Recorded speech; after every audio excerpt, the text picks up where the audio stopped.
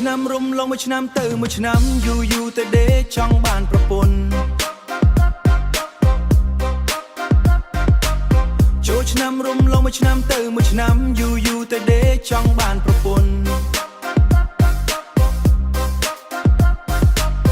បងសាន់លុយតៃតាំងពីឆ្នាំមុនបើបងនឹងស្រីមាននិស័យសុំអូនធ្វើប្រពន្ធបងសុំអូនធ្វើប្រពន្ធបងបើអូនមានចិត្តលើបងដែរសុំមាសមេដាក់មីងឲ្យលក់ស្រែបើអូនមានមេដាក់ទៀនស្នេហ៍ចាំបងសុំម៉ែលក់ស្រែ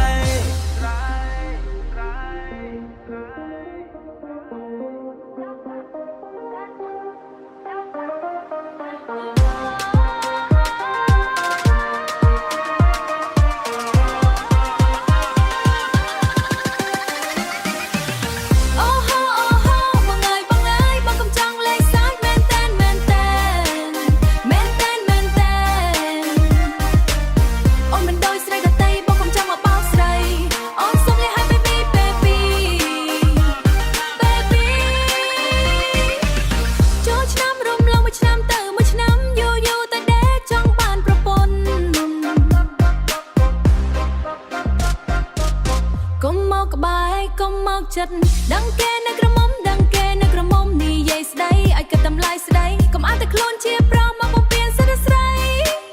បើបងស្រឡាញ់ស្រីចូលស្ដីដល់ម៉ែពុកសុំស្នេហ៍តាមផ្លូវសុំស្នេហ៍តាមផ្លូវនិយាយឲ្យត្រង់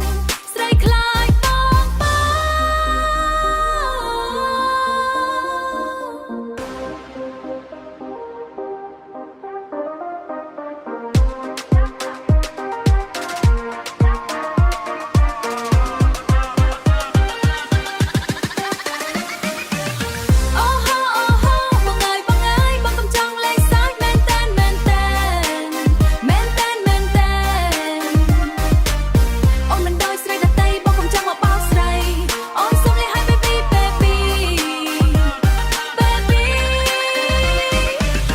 ចូលឆ្នាំរុំឡងមួយឆ្នាំទៅមួយឆ្នាំយូរទៅដេចង់បានប្រពន្ធ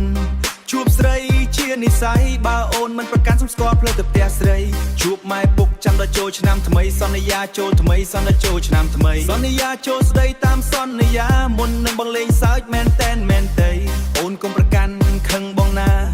បងស្រឡាញ់អូនពិតមែនណា